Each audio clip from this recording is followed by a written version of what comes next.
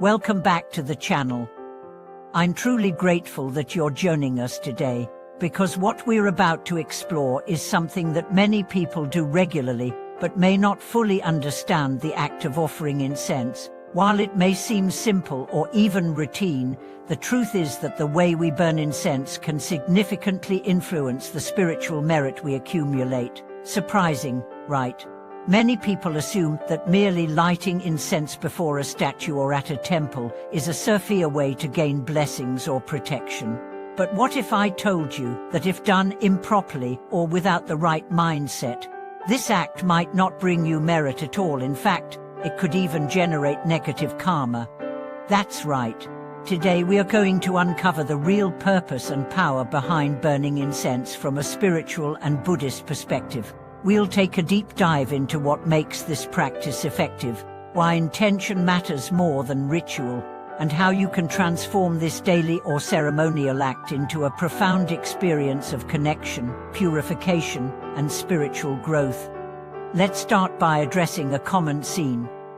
Imagine walking into a temple filled with the aroma of sandalwood and clouds of smoke rising from hundreds of sticks of incense. Devotees bow in prayer, their hands pressed together, eyes closed, a moment of solemnity shared in collective silence.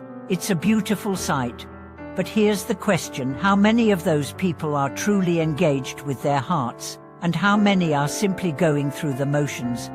In spiritual traditions, form without substance is empty, ritual without mindfulness is hollow.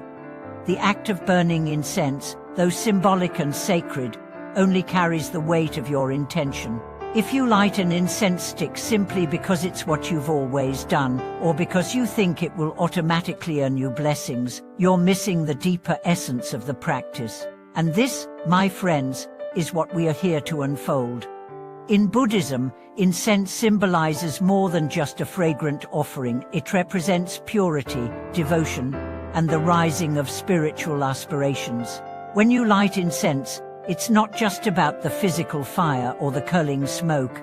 It's about igniting your inner flame, your sincere wish to let go of attachments, to cultivate mindfulness, to offer your presence to something greater than yourself. The smoke rising is like your vow ascending, your intentions lifting into the space of clarity and awareness. Let's talk about the history for a moment. Incense has been used in spiritual practices for thousands of years, not only in Buddhism, but across countless cultures. Its function has always been twofold: first, to create a sacred atmosphere that supports concentration and calmness, and second, as a vehicle for offerings. In Buddhism, when incense is burned before the image of a Buddha or Buddhist offer, it symbolizes the offering of one's own virtues and intentions. You are not merely offering smoke, you are offering your discipline, your humility, your resolve to cultivate compassion and wisdom.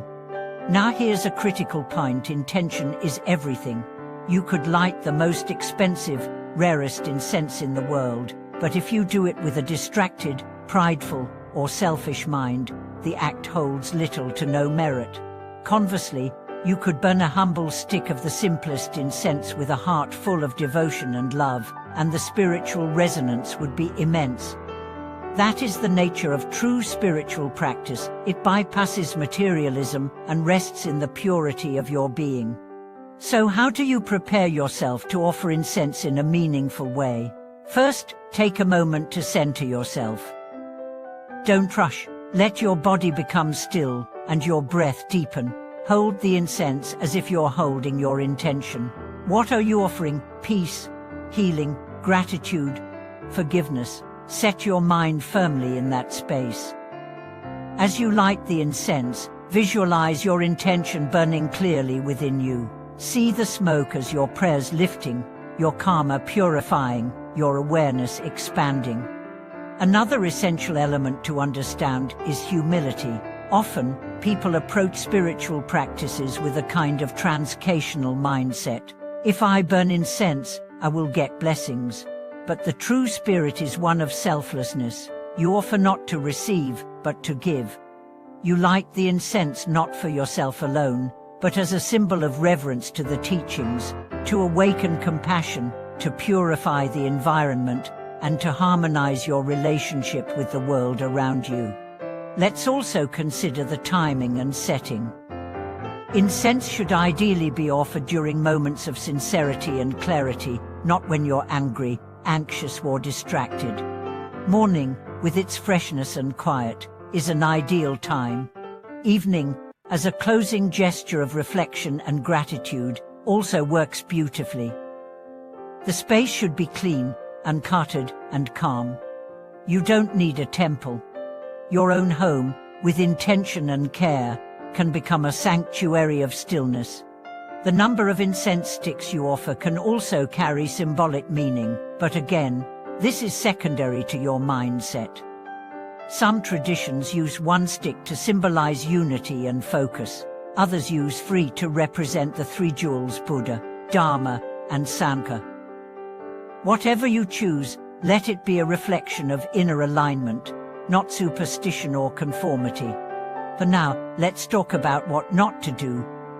Don't light incense as a social performance. Don't rush through it as a chore. Don't argue with others over whose incense gets placed first. Such behavior dilutes the very spirit of the act. Merit is not accumulated through hierarchy or haste, but through sincerity and stillness. I want to share with you a true story. A woman named Mai, after years of feeling spiritually disconnected, visited a mountain monastery. She watched others offering incense and tried to follow. At first, it was mechanical: light the stick, bow 3 times, place it in the urn. But one morning, standing alone before the altar, she suddenly felt overwhelmed. Her heart opened and tears streamed down her face. She realized she wasn't asking for anything. She was simply there to say thank you for the breath in her lungs, for the chance to begin again. That incense offering changed her life. It became a daily ritual, not out of obligation, but out of love. This is the kind of connection we are talking about. When incense becomes a vehicle for honesty, for gratitude, for surrender, it becomes powerful beyond measure. The fragrance isn't just in the room, it stays with you. A scent of devotion lingering in the fabric of your awareness. In Buddhist texts, incense is described as a field of merit. That means when done mindfully, it plants seeds that can blossom into wisdom, compassion, and peace, not just for you, but for others around you. This is not magic. It's the natural law of karma. Your actions, when rooted in mindfulness and love, ripple outward into the world. Let's not forget that incense also purifies, not just the physical space, but your energetic field. The smoke, curling upward, carries with it your impurities, your worries, your burdens. With each stick you light mindfully, you create space in your soul space for grace, clarity, and healing. I encourage you to create your own incense ritual. It doesn't have to be complex. Even if you take 5 minutes a day to stand in silence, light a single stick, and breathe in presence, that is enough. It is your temple. It is your offering.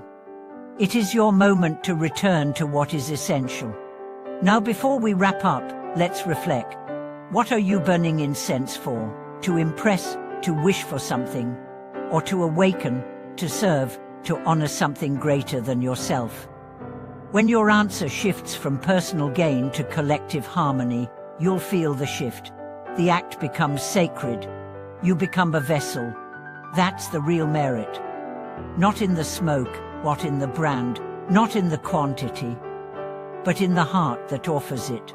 May your incense be an echo of your intention, and may your intention be rooted in peace, clarity, and boundless compassion. Thank you so much for watching today's video. If this message touched your heart, I invite you to leave a comment and share your own experiences with incense offering. What does it mean to you? Have you ever had a moment when a simple ritual transformed your inner world? Let's talk about it below. And as always, don't forget to like, subscribe, and share this with someone who may benefit from it. Until next time, may your mind be clear, your heart be kind, and your path be filled with light.